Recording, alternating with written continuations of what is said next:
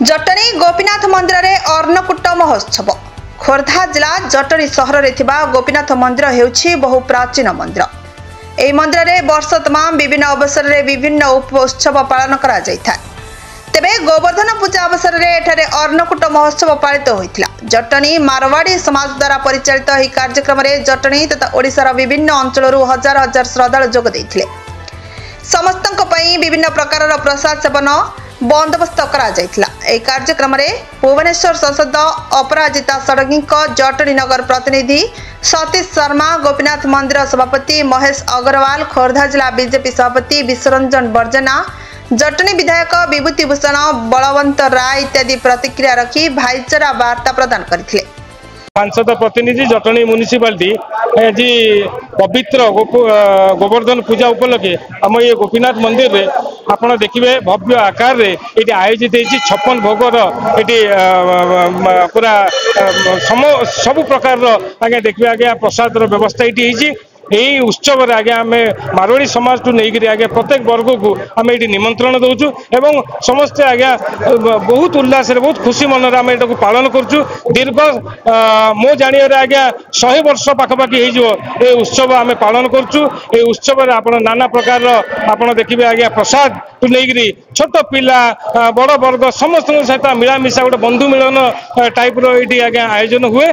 आप देखते हुए आपड़ ये आम समस्त मिलमिशिकी कि भाव में उत्थापित करी आगू आसंता वर्ष आम प्रिपारेसन करवा समस्ते मिलमिशी आस जटणी गढ़ा यही मोर उत्सव समस्त भेटी और समस्त शुभेच्छा।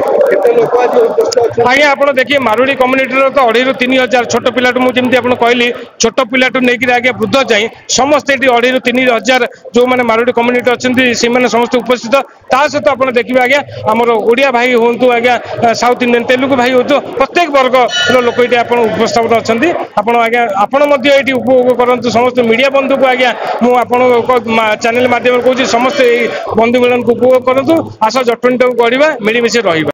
मु महेश कुमार सभापति गोपीनाथ मंदिर जटणी आमर ये विभिन्न प्रोग्राम हुए वर्ष को प्राय 12 मास प्रोग्राम चलती। मेन उत्सव हूँ आम शरद पूर्णिमा और अन्नकूट महोत्सव। अन्नकूट महोत्सव आम प्राय 5,000 ରୁ 6,000 लोक खाती। पैसाटा जी जमी दान करे ना कि अभाव हुए भगवान को ये तो रेगुलर चलती प्राय 80 ରୁ 90 वर्ष है कार्यक्रम चलती। मंदिर आगे 1932 आरंभ होता आठी शिफ्ट है 1956 सेठू चली प्रोग्राम भगवान के दया सब भल भल चलती।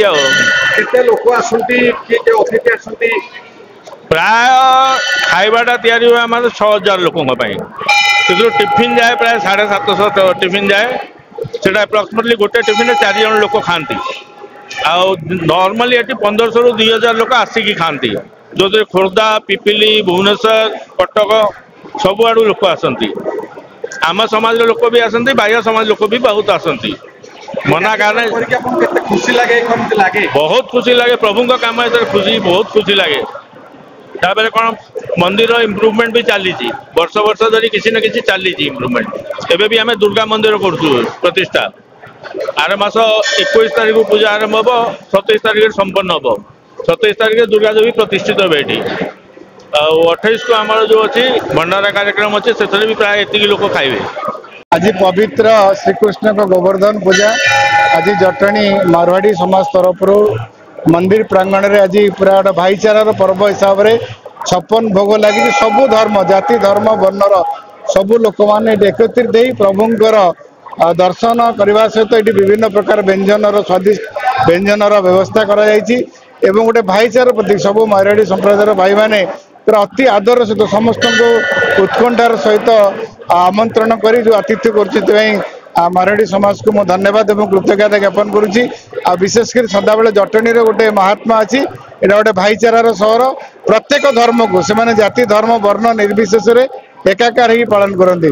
तेणु आज पवित्र उत्सव में मु प्रभु पाखे प्रार्थना करी आम समस्त भितर भाईचारार एमती प्रत्येक जगह सबू सबू धर्मर सबू लोक सबू पर्व समस्त समस्त सहित मिलमिशी आपको शांति श्रृंखला सहित पालन करूँ एवं प्रभु को आशीर्वाद सदाबले आम समस्त समस्त परिवार मंगल हो समस्त सुखरे कालोत्पात करूँ आज विभिन्न प्रकार खाद्य आसर जमी समस्ते तार भरपूर आनंद नौ आम भी सपरिवार ठाकुर दर्शन कर सारा ये भोजन आम प्रत्येक वर्ष अनै था ये सुंदर खाद्य केमती आम परसु भाईचारार पर्व को आम एकाठी केमती मिलमिशी पालन करूँ तार जो उत्सव आज समस्ते खुशी उत्सव मुखर अच्छा।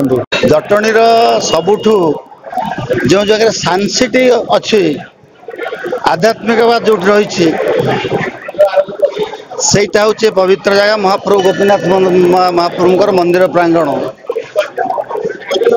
एवं जो माने दीर्घ दिन धरी ये आध्यात्मिकवाद को जटणी जनसाधारण पाखे भाईचारा सद्भावना एवं एकता प्रतिष्ठा करने बजाय रखिंट अशेष अशेष कृतज्ञता धन्यवाद सोसाइटर कमिटर अनुष्ठान समस्त कार्यकर्ता बंधु मीडिया बंधु तथा जटणीर समस्त जनसाधारण political leaders Biju Janata Dal secretary सरकारी वकील बंधु एवं सर्वोपरि जटणीवासी समस्त को आह्वान दूचे पवित्रता जो शब्द जहाँ आज दिन में जनसाधारण सबुठारु बड़ अलंकार बिना पवित्रता आपणकर कौन विकासमूलक कार्यक्रम हो पार ना मन भीतर आबिलता रहिले आपण सबू कार्य करने असफल हे तेणु पवित्र रु पवित्रतम आम कार्यकलाप करने ये जो पूर्वज मैंने जो व्यवस्था कर ये भली व्यवस्था को आम सादर ग्रहण करी समस्त भितर से भाईचारा एकता सांप्रदायिक सद्भावना ये पीठ को आसी महान पीठ को आसी आशीर्वाद ग्रहण कर बांटा समस्त निवेदन कर। Jatni Pradipta Kumar Martha report now Odisha news. Latest news update पाई www.nowodisha.com को लॉगिन करंतु।